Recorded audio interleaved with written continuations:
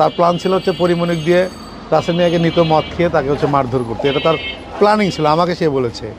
আমি যে লোকটাকে বাঁচালাম, এই একদম মরে যাচ্ছিল হাসপাতালে নিয়ে গিয়ে, সেই লোকটা এখন আমার নামে মিথ্যে বলছে। আমার কাছে মনে হয় যে, আমার কাছে এখন মনে হলো যে আসলে যে মানুষ কেন আত্মহত্যা করে। হ্যাঁ, তো আমার কাছে সে বলছিল যে আমার ছেলে মেয়ের বাবা কেউ হতে পারবে না। আমি কিন্তু বাবা হইতে চেয়েছিলাম, কারণ আজকে কোর্টে গেছিলাম। তো যে ইয়েতে আমি যে অ্যাডভোকেটের চেম্বারে বিয়ে হয়েছে এবং কাজী নিয়ে এসে দোয়া পরে ইয়ে করছে, আমি তো আসলে বুঝতে পারিনি যে সে এরকম একটা চিট করবে আমার সঙ্গে। সে গিয়ে দেখি যে সে একদমই নাচ শিখে যাচ্ছে, বিয়েই হয়নি।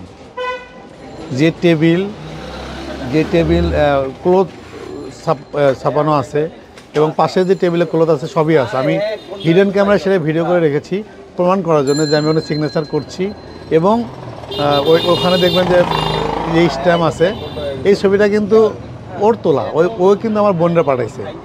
আমার কাছে মনে হয়নি, আমি ভাবছিলাম যে যেহেতু একটা সে বলছিল যে 2 বছর গোপন রাখতে, আমি এই জন্য আর কোনো কিছু ইয়ে করিনি, বিশ্বাস করছি সহজ সরলভাবে। কিন্তু সে বাসায় এসেছে, বাসায় বাসর সাজেছে আমার বোন ভাগ্নি। আপনি দেখবেন যে আমার সাথে একটা শাড়ির ছবি, এবং আমার ওখানে সে হচ্ছে যে সারাদিন ওখানে তারপর ক্লান্ত হয়ে গেছে, ঘুমিয়ে গেছে। আমি এই ছবিটা শুধু রাখছিলাম। ওর কাছে মিনিমাম 30 থেকে 60 থেকে 70টা ছবি তোলা আছে, সে কিন্তু দেয়নি। মানে বেছে বেছে আমার বাবার ছবি, বোনের ছবি, দেখবেন যে পাঞ্জাবি পরা ওই ছবি মিলাইলে কিন্তু দেখা যাচ্ছে মিলে গেছে। তারপর ওর যে ভয়েস মেসেজ যে আমাকে রিকোয়েস্ট করেছে পোস্ট ডিলিট করার জন্যে, ওর আসলে মূল টার্গেট ছিল রাসেল মিয়াকে ধরার। আর আমার কাছে এখন মনে হচ্ছে যে ও আমাকে জাস্ট বিয়ে করার কারণটাই ছিল যে রাসেল মিয়ার উপরে একটা প্রতিশোধ নেওয়ার জন্য, যে আমি সাংবাদিক, আমি নিউজ, তারপরে যে তাকে জানি যে থাকে না যে একটা আমি জামাই বিয়ে করছি, আপনি দেখবেন কিন্তু অনেক জায়গায় পরকীয়া করেও কিন্তু জামাই, যে আগের জামাই হত্যা করার চেষ্টা করে, এবং বিয়ে করে তারা আসলে একটা টেন্ডেন্সি ছিল যে আমাকে দিয়ে হেলেনা জাহাঙ্গীর আর রাসেল মিয়ার ক্ষতি করবে। এই যে আজকে যে আমার নামে যে মিথ্যাগুলো বলছে, আমার কাছে একদম ক্লিয়ার যে এ আসলে মানুষকে টোপ দিয়ে এইগুলো করছে। এখন আমাকে রেখে আবার দেখবেন যে মুন্নাকে নিয়ে ভিডিও দিচ্ছে, তারা এগুলোর কেয়ারই নাই। কিন্তু আমার কাছে যে কী পরিমাণ এভিডেন্স, এবং তাকে মানে সে একটা মিথ্যাবাদী প্রতারক প্রমাণ করার জন্য আমার কাছে কী পরিমাণ ইয়ে আছে সেটা কিন্তু সে জানে না। সে কিন্তু আমাকে একজন নায়কের স্ক্রিনশট দিয়েছে যে তাকে নায়কের বিরুদ্ধে নিউজ করেছে, যে তাকে জানি ব্ল্যাকমেল করে তার থেকে গাড়ি বাড়ি নেওয়ার পায়তারা ইয়ে করে।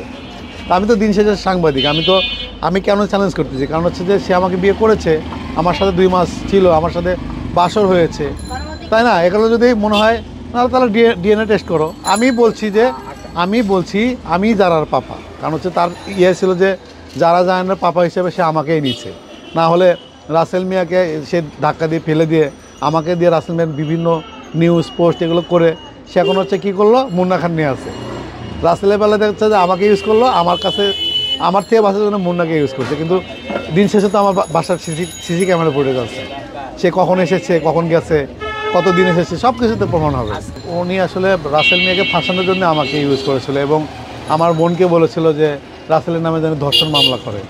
সে আমার বোনকে এখন সে খারাপ বলছে। এই যে এগুলো যে প্রভাকাণ্ড সে সরাচ্ছে, যে আমাকে দিয়ে তা সে অনেক কিছু হাসিল করতে চেয়েছিল। আমাকে এটাও বলছে যে প্লিজ এই সময় তুই বিয়ের ইয়েটা তুই প্রকাশ করিস না, তাহলে আমি রাসেল মিয়ার উপরে প্রতিশোধ নিতে পারবো না।